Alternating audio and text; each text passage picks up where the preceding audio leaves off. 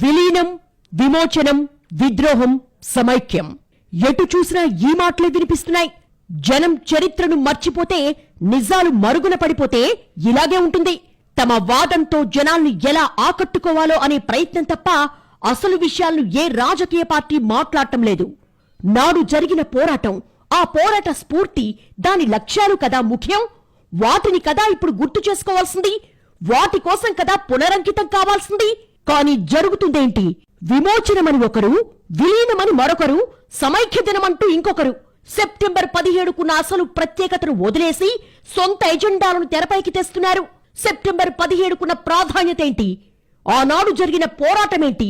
దాని లక్ష్యమేంటి? త్యాగాలు చేసిందెవరు? ప్రాణాలు పోగొట్టుకుందెవరు? ఇది కదా గుర్తు చేసుకోవాల్సిన విషయాలు. ఈ అంశంపైనే ఈరోజు చైర్మన్స్ డెస్క్.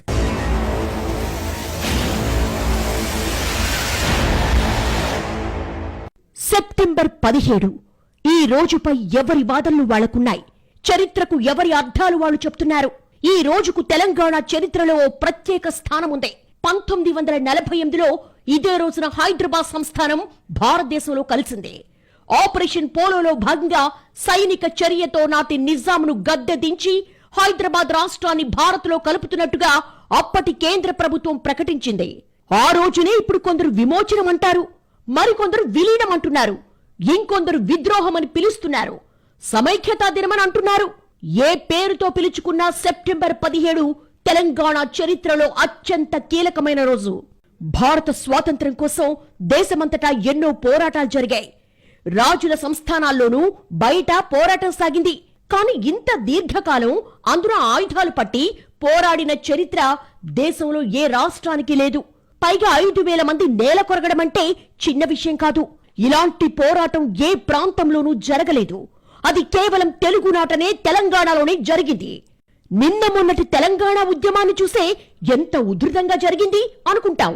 శాంతియుత ఉద్యమంతో దశాబ్దాల ఆకాంక్షలు నెరవేర్చుకుంది తెలంగాణ సమాజం. కానీ 80 ఏళ్ల క్రితమే తెలంగాణ గడ్డ మీద జనం ఆయుధం పట్టి తమను పీడించి, వేధించి అణిచివేసే పాలకులను మట్టిలో కలపడానికి ఏకమయ్యారని తెలుసుకోవాలి కదా. అంతటి గొప్ప పోరాటాన్ని విలీనం, విమోచనమంటూ పదాల్లో కుదించి కించపరుస్తారా? ఎంత అన్యాయమిది, ఎంత ఘోరమిది! వీర తెలంగాణ సాయుధ పోరాట విలువను తగ్గించడం కాదా ఇది? ఈ గడ్డకు అరుదైన పోరాటాల చరిత్ర ఉంది. అసలు తెలంగాణలో ఒకనాడు ఇంత గొప్ప పోరాటం జరిగింది అంటే నేటి తరం కనీసం ఊహించలేకపోవచ్చు. చిన్న ధర్నా చేసి, ఒక రాస్తారోకో చేసి దాన్నే ఉద్యమంగా భావించే రోజుల్లో, సోషల్ మీడియా పోస్టులతోనే చాలా చేశామనుకునే కాలంలో ప్రాణాలకు తెగించి, తిండి నీళ్లు లేకుండా కుటుంబాలను వదిలి ఏళ్ల తరబడి వేల మంది జనం సైన్యంలా మారి పోరాడడం ఎంత స్ఫూర్తినిచ్చే విషయం. దాన్ని కూడా మనం మాట్లాడుకోవాలి కదా. హైదరాబాద్ విమోచన కోసం పోరాడింది ఎవరు? ప్రాణత్యాగాలు చేసిందెవరు? సంబరాలు చేసుకుంటోందెవరు? ఎంత హాస్యాస్పదం! నిజాం ఉక్కు పిడికిలి నుంచి, రజాకార్ల అకృత్యాల నుంచి జనాన్ని కాపాడడానికి, హైదరాబాద్ సంస్థానాన్ని నిజాం పాలన నుంచి విముక్తి చేసి స్వతంత్ర భారతదేశంలో దీన్ని కలపడానికి ఆ రోజు పోరాడింది కమ్యూనిస్టులు. రజాకార్ల దుర్మార్గాలకు, సైన్యం ఆగడాలకు బలైంది తెలంగాణ బిడ్డలు. నాటి జాగీర్దార్లు, జమీందార్లు, దేశ్ముఖ్ల అరాచకాలకు, క్రూర పాలనకు వ్యతిరేకంగా ప్రాణాలకు తెగించి పోరాడింది కమ్యూనిస్టు పార్టీ. వేల మంది వీరుల్ని, కార్యకర్తల్ని కోల్పోయింది కమ్యూనిస్టు పార్టీ. సాధారణమైన గ్రామీణుల్ని, వ్యవసాయదారుల్ని, గృహిణుల్ని, నూరుగు మీసాల కుర్రాళ్లను సాయుధ సైనికులుగా మార్చింది కమ్యూనిస్టు పార్టీ. ఎర్ర జెండా రెపరెపల నీడన జరిగిన ఉద్యమం చెరపలేని చరిత్రే కదా. చావో రేవో అని తెలంగాణ కోసం తెగించి కొట్లాడి పోరాడిన పార్టీ నాయకులకు, కమ్యూనిస్టు సైనికులకు దక్కింది వేధింపులు, జైలు శిక్షలు, ఉరి శిక్షలు.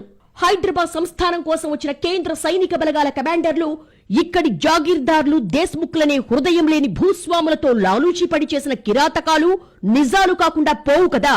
ఈ ప్రాంతాన్ని కలుపుకోవడంలో ఎంత రక్తపాతం జరిగిందో, ఎన్ని అకృత్యాలు జరిగాయో, జనం ఎంత వీరోచిత తిరుగుబాటు సాగించారో గుర్తు చేసుకోకపోతే ఎలా?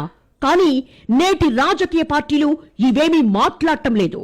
కాలం మారిపోయింది, గొంతుకలు మారిపోయాయి, తరాలు మారిపోయాయి, చరిత్ర చెదలు పట్టేసింది. చిత్రంగా కాంగ్రెస్, బీజేపీలో ఆ రోజును పార్టీ కార్యక్రమంగా సంబరాలు చేసుకుంటున్నారు. ఇది ఎంత దారుణాతి దారుణం!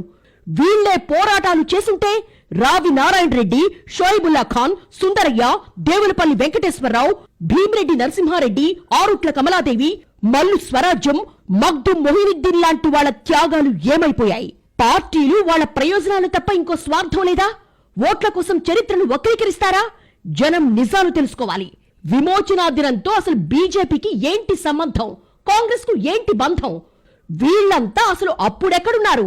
విమోచన అనకపోయినా సమైక్యతా దినంగా బీఆర్ఎస్ దీన్ని జరుపుతోంది.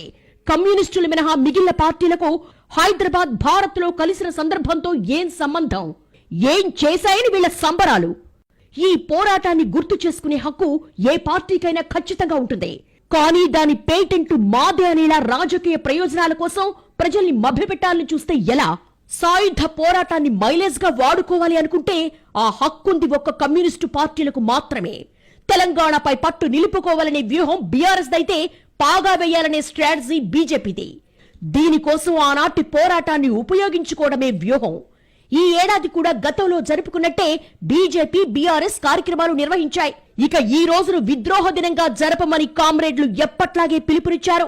ఈ రోజును రాజకీయం చెయ్యాలనుకోవడం, దానికున్న ప్రాధాన్యతను తగ్గించడమే.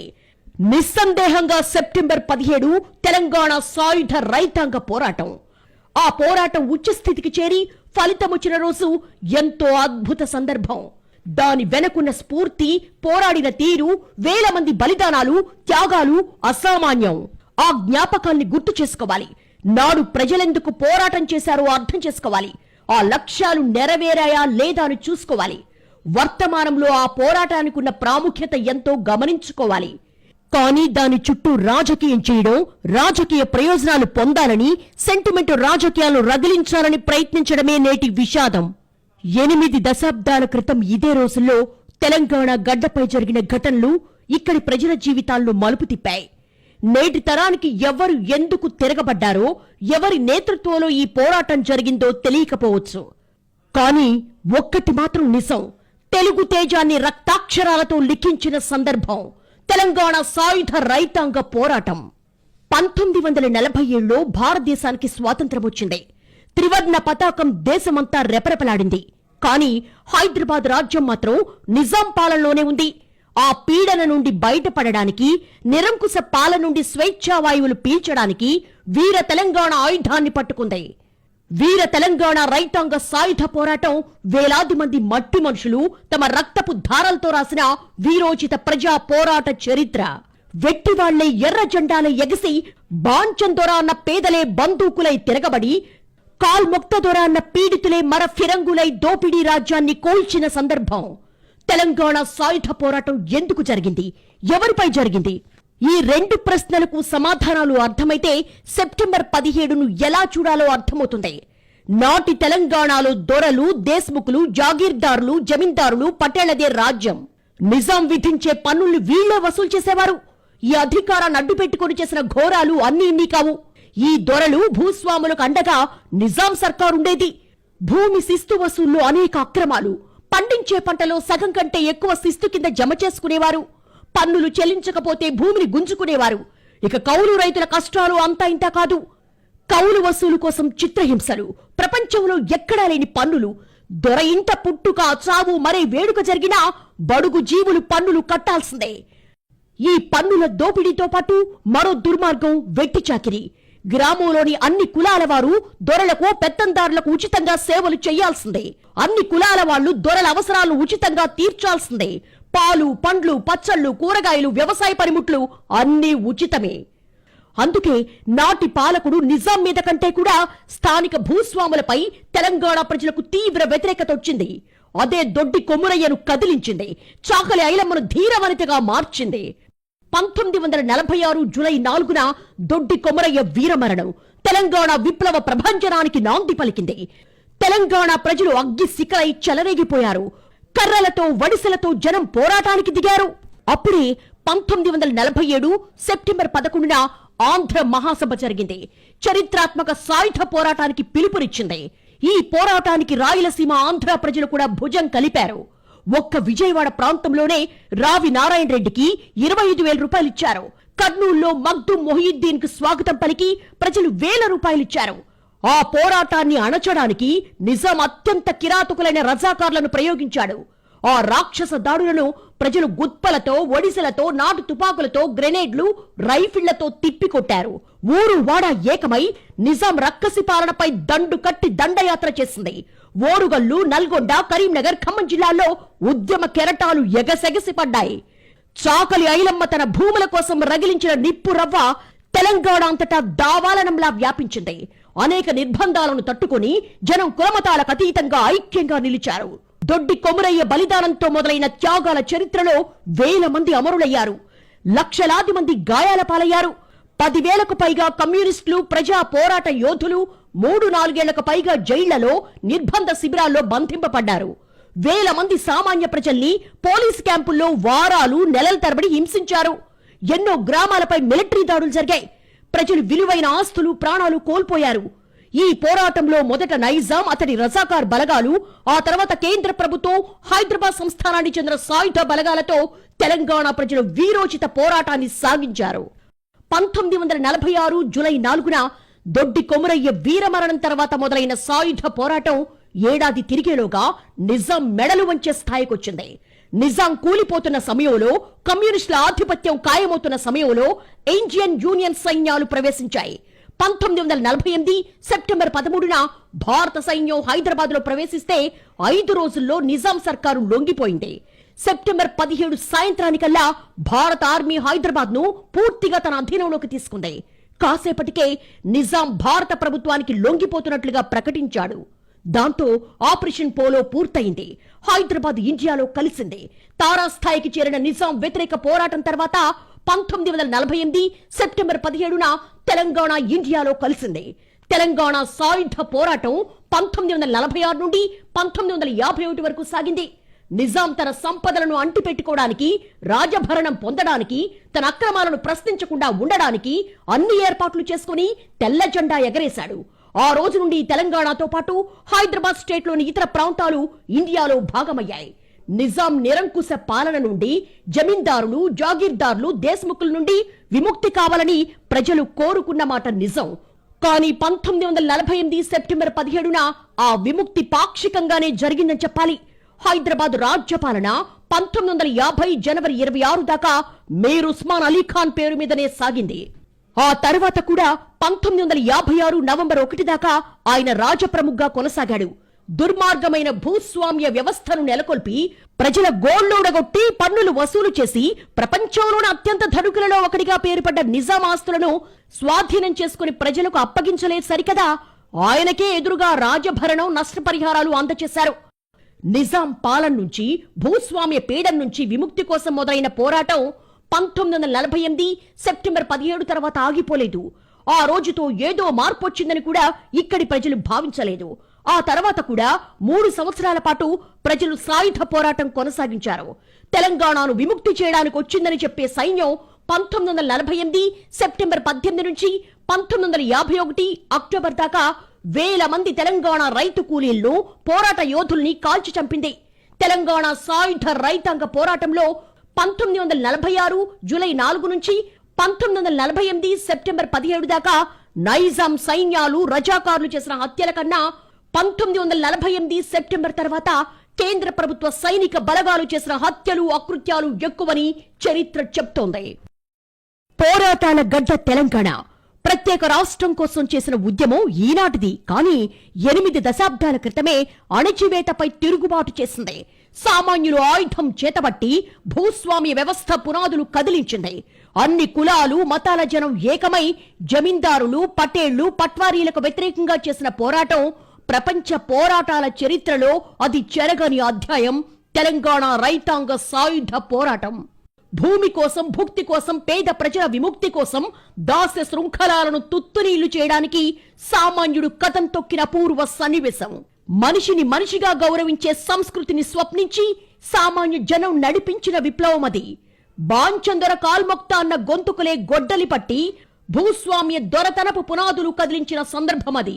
కమ్యూనిస్టుల నాయకత్వంలో సాగిన తెలంగాణ సాయుధ రైతాంగ పోరాటం భారతదేశ చరిత్రలోనే ఓ మహత్తర ఘట్టం. భారత కమ్యూనిస్టులు ఎప్పటికీ గర్వంగా చెప్పుకునే మహోన్నత పోరాటం. ఇది విలీనమా, విద్రోహమా, సమైక్యమా అన్న ప్రశ్నకు సమాధానం అంత తేలిక కాదు. 1948కి ముందు తెలంగాణలో ఉండే 10,000 గ్రామాల్లో 2,600 ఊళ్ళు నిజాం జాగీరు గ్రామాలే. జాగీర్ అంటే సొంత ఆస్తని అర్థం. మిగతావి జమీందార్, పట్వారీల అధీనంలో ఉండేవి. వీరంతా నిజాం ప్రభువుకు తొత్తులుగా వ్యవహరించేవాళ్లు. ఈ అరాచకాలను ప్రతిఘటిస్తూ 1921లో ఏర్పడిన ఆంధ్ర జనసంఘం తర్వాతి కాలంలో 1930లో ఆంధ్ర మహాసభగా మారింది. ఇది కేవలం భాషా, సాంస్కృతిక ఉద్యమాల కోసమే కాదు, రైతులు, కూలీల సమస్యలపై కూడా పోరాడింది. వెట్టి చాకిరీకి వ్యతిరేకంగా ఉద్యమించింది. తెలుగు భాషాభివృద్ధి, సాంస్కృతిక పునరుజ్జీవం రూపంలో మొదలైన సంఘటిత ప్రజా చైతన్యం క్రమంగా జమీందారీ వ్యతిరేక పోరాట రూపం తీసుకుంది. ఈ జమీందారీ వ్యతిరేక పోరాటంలో ఎందరో ఉద్యమకారులు, సాహితీవేత్తలు కలిసి నడిచారు. పైగా ఈ పోరాటం కేవలం తెలంగాణకే పరిమితం కాలేదు. తెలంగాణను ఆనుకొని ఉన్న కోస్తా, రాయలసీమ ప్రజలు కూడా వెన్నుదన్నుగా నిలిచారు. తెలంగాణ సాయుధ పోరాటం ఎన్నో అరుదైన విజయాలు సాధించింది. భూస్వాములను గడియల నుండి తరిమి కొట్టింది. వారి పొలాలను సామాన్య రైతులు స్వాధీనం చేసుకున్నారు. 10 లక్షల ఎకరాల భూములు పేదలకు పంపిణీ చేశారు. వెట్టి చాకిరీ రద్దయింది. వడ్డీ వ్యాపారుల అక్రమాలకు అడ్డుకట్టపడింది. వ్యవసాయ కూలీల రేట్లు పెరిగాయి. 3,000 గ్రామాల్లో ప్రజాపాలన మొదలైంది. ఏడాదిన్నర పాటు గ్రామ రాజ్యాలు పనిచేశాయి. కానీ ఈ పోరాటాన్ని నాటి కేంద్ర ప్రభుత్వం క్రూరంగా అణిచివేసింది. పోలీసు చర్య తర్వాత, అంటే 1948 సెప్టెంబర్ 17 తర్వాత వేలాది మంది భారత సైన్యం తెలంగాణలో దిగింది. హింసతో ఉద్యమాన్ని అణిచివేయడానికి, చెదిరిపోయిన భూస్వామ్య పాలనను పునరుద్ధరించడానికి కారణమైందన్న విమర్శలు మూటగట్టుకుంది. ఆ పోరాట క్రమంలో ప్రజలు సాధించుకున్న విజయాలు అన్నిటినీ నెహ్రూ, పటేల్ సైన్యాలు ధ్వంసం చేశాయి. ప్రజలు ఆక్రమించుకున్న భూస్వాముల భూములను మళ్లీ భూస్వాములకు కట్టబెట్టాయి.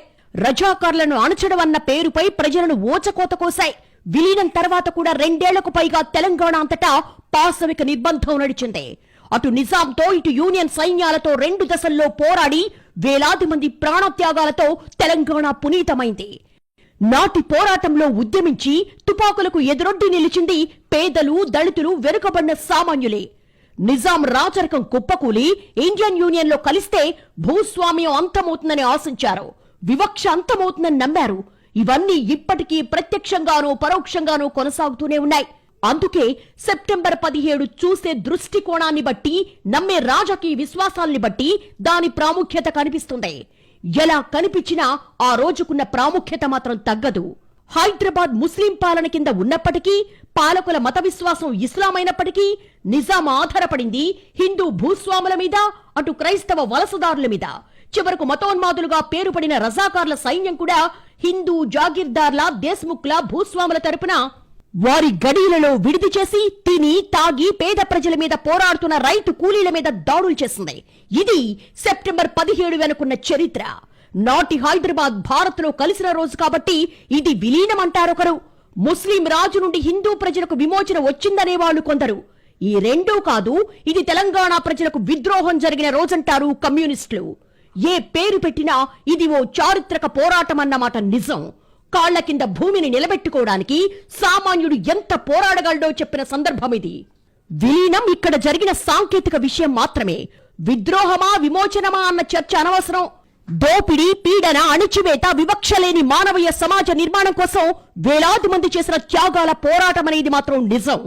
దానికి ఎటువంటి సంబంధం లేని వాళ్లు ఈ పోరాట చరిత్రను తన ఖాతాలో వేసుకుంటున్నారు. ఈ పోరాట వారసులు మాత్రం ఉలుకు పలుకు లేకుండా మిగిలిపోయారు. ఆనాడు పోరాడిన తరం ఒక్కొక్కరిగా వెళ్లిపోయారు. మరో తరానికి అసలు ఏం జరిగిందో చెప్పేవారే లేరు. ఆఖరికి విమోచనం, విలీనం, సమైక్యమంటూ చేసే ప్రచారమే మిగులుతోంది. దీని గురించి కదా మాట్లాడాల్సింది. సాయుధ పోరుల అమరులైన వేల మంది రక్తంతో తడిసింది తెలంగాణ. ఇంతటి వీరోచిత పోరాట చరిత్రకు నిలువెత్తు సమాధి కడితే ఎలా? ఇది ఈ వారం చైర్మన్స్ డెస్క్. వచ్చే వారం మరో అంశంతో కలుద్దాం. నమస్తే.